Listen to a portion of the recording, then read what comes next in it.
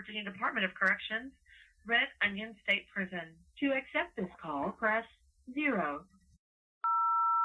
My name is Randall Via, and I'm currently serving 1,214 years in Red Onion State Prison in the state of Virginia, United States of America. And this is my podcast, Red Onion Randy. I hope you enjoy listening to me.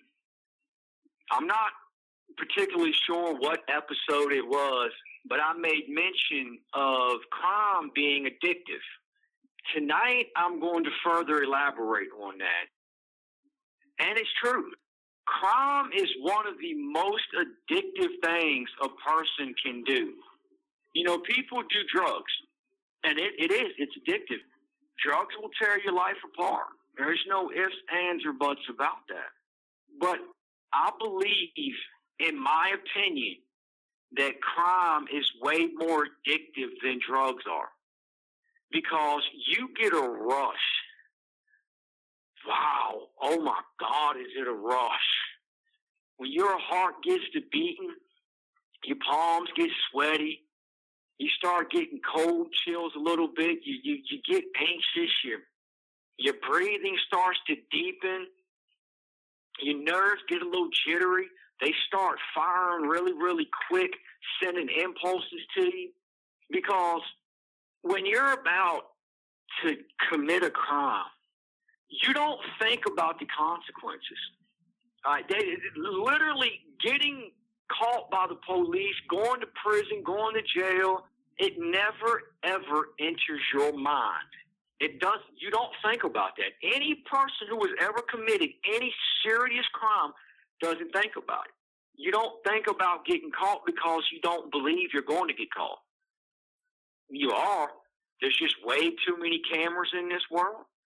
The police and the crime labs are way, way too damn good not to catch you. And then if that ain't enough, snitches. Damn near everybody snitches nowadays in the criminal world. It's ridiculous. It's sad. And that is a crime in and of itself, in my opinion. But that's just the way it goes.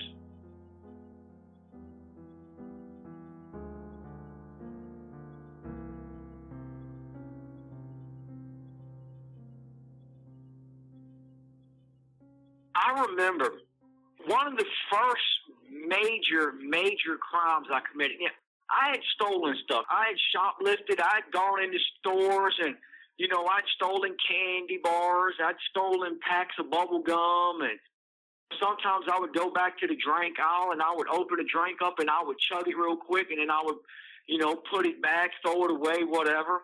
You know, I used to do stuff like that.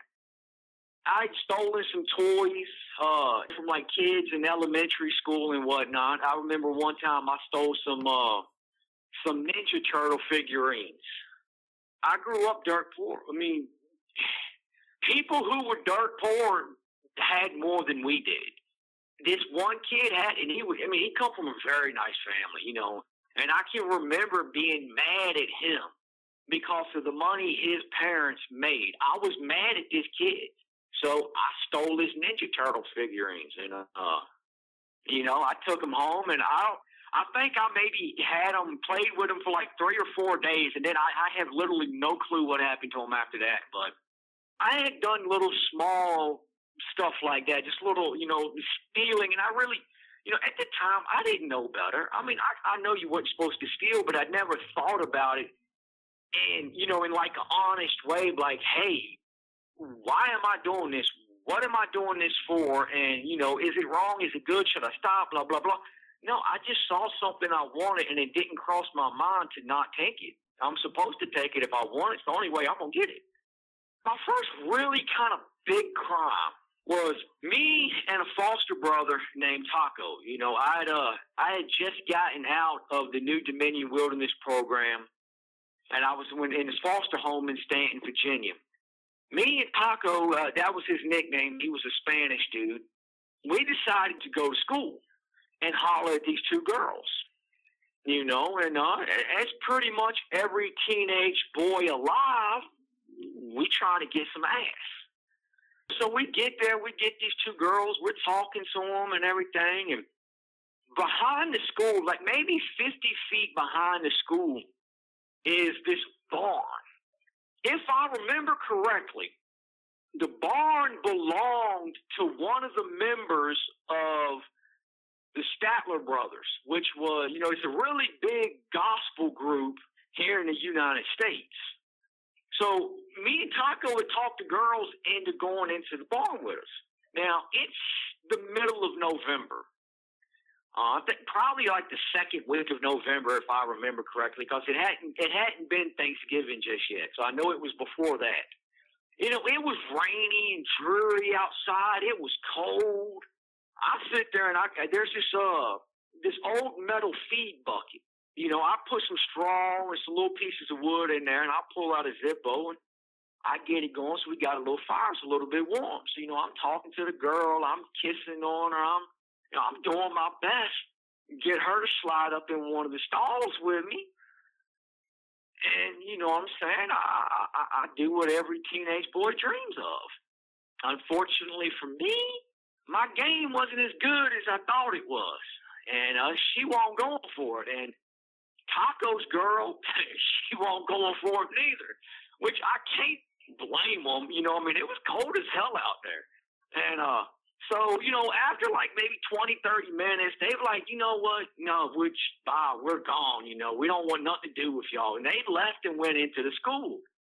Me and Taco was still out there, and, we're talking, and I'm mad, and he's mad. And I'm like, man, screw this, man. We might as well go do something. So on the way out, I take that metal bucket, and I kick it. The thing about the barn was really, really old. It was dry.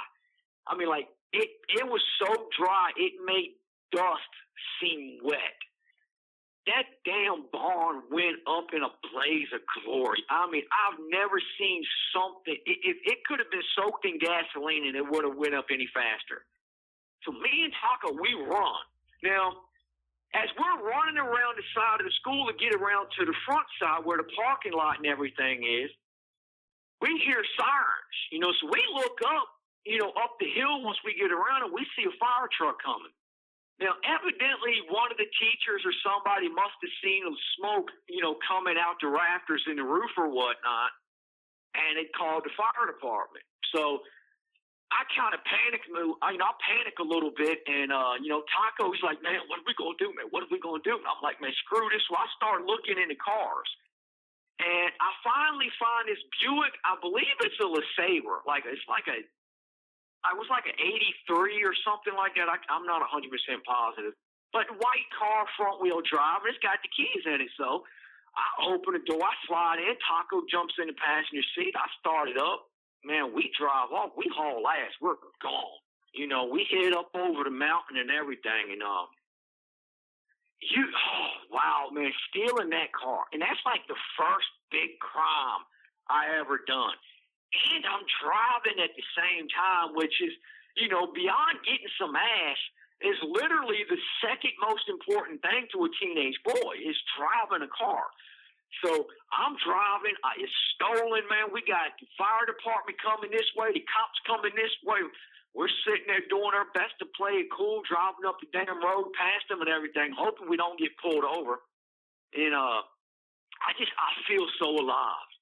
Like, in a way that I've never had before. I mean, my vision is sharper. I'm seeing better. I'm hearing better. Colors are just popping. I mean, it's like all of a sudden that cold, rainy, dreary November day turned into the most beautiful spring day ever. I mean, I swear I saw Bambi prancing in the damn park as we drove by. Like, I mean, this place, it's such a wonderful feeling. Oh, if I could bottle it. I've never skydived. I've never bungee jumped or base jumped or done anything like that. I have done a little bit of rock climbing, but nothing major. Just, I think like the most I ever climbed a cliff was like maybe 80 feet or something. Though I did do it in a pair of work boots, which is pretty damn stupid and adrenaline. It had nothing on stealing that car. I didn't know it then. I know it now looking back at it. That was it. I was hooked. I mean, I was hooked.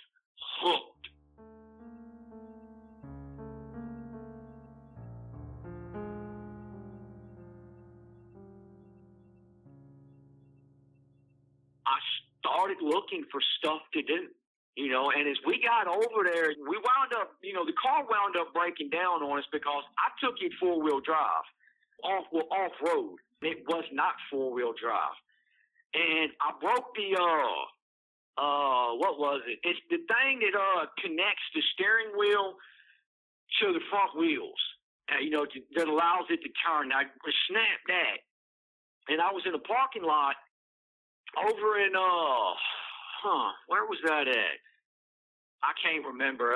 It doesn't matter. But while we was there, there was an auto parts store, because there was, it's like a grocery store, like a video rental place, like a hair salon, and a couple other small stores, a bank, and an auto parts store. So I got the guy to come out and look at it, and he told me what it was, what was wrong with it. And I was like, well, how much is it going to cost? And he's like, well, it's probably going to cost you around $300. I'm like, dude, I don't have $300. And he was like, well, I can't help you then. And he went back in the store. I'm like, you son of a... Okay. And I looked, and I saw the auto parts truck that they drive. So I walked over to it and looked in it, and sure enough, it had the keys in it. Taco, hop in. So we hop in the auto parts truck, and we steal that. Of course, we get caught, and, I got to go to juvenile and everything. But I remember that feeling. Oh, it's so exciting. I mean, it is exciting as exciting can get. And it's addictive, because once I started that was it. That's what I thought about. Even when I was in juvenile detention, I was sitting there thinking, man, I'm going to get out. When I get out, I'm going to go steal this car. I'm going to go start breaking in these houses. I'm going to start stealing all this stuff. And then, you go out and you start talking to the other inmates. Yo, man, hey, you know how to hotwire a car, or you know how to do this. You know how to bypass the security system. And you start talking and you start learning. And it becomes a full-fledged education. And I received, well, let's just put it this way. I have my doctorate in criminology. I've learned a lot of things, and it's because I wanted to go out and commit more crimes, because once you start, stopping is the hardest thing you will ever do, because you miss that thrill. You miss, that addiction is a good thing. That addiction is a wonderful thing. Who the hell are you to take my addiction from me? My addiction gives me happiness. It gives me pleasure. And that's the way you think. And even if you don't internally or externally say it to yourself, that's what your carnal flesh is saying, and that's what it's living by now. And your flesh will rule you if you allow it to do so. And my flesh was my master. I was a slave to it. Simple as that. I was a flat-out slave to breaking the law, to committing crimes, to breaking into people's homes, to stealing cars, robbing stores. And it eventually led me to taking another man's life. I mean, granted, a lot of that, had to do with being so angry and so filled with rage and hurt and pain, and not being able to express that and get it, to deal with it in a healthy manner. Don't ever break the law. I know when I sit here and I tell my stories, I've been told by quite a few people that I'm a really good storyteller. I'll take their word for it. I've never hurt myself. I don't want you to think that, because you listen to me on a podcast, or, you see me in a documentary or whatnot, that this is some kind of lifestyle that you want. Because I'm telling you right now, this is not a lifestyle that you want. My addiction broke me. Period. My addiction broke me. It ruined my life. It ruined my family's life. It ruined my younger brother Jason's life, because I'm the one who used to bring my little brother with me to break into stores, to break the law and to do these things. You know, and now my brother has been in and out of prison his entire adult life. And now he's back in jail. And it's my fault. It's my addiction. And my addiction has hurt hundreds of people. You know, there's so many people has suffered because of that addiction. It is worse than drugs, in my opinion. And drugs are nothing to play with. Addictions will screw your life up worse than anything, regardless of what addiction it happens to be. Every addiction is bad. There is no such thing as a good addiction. I mean, I have so much remorse for the things I've done. I don't have remorse because I'm in prison. I don't. I have remorse because of the people that I have hurt. It's as simple as that. I wish that I could go back and talk to my younger self.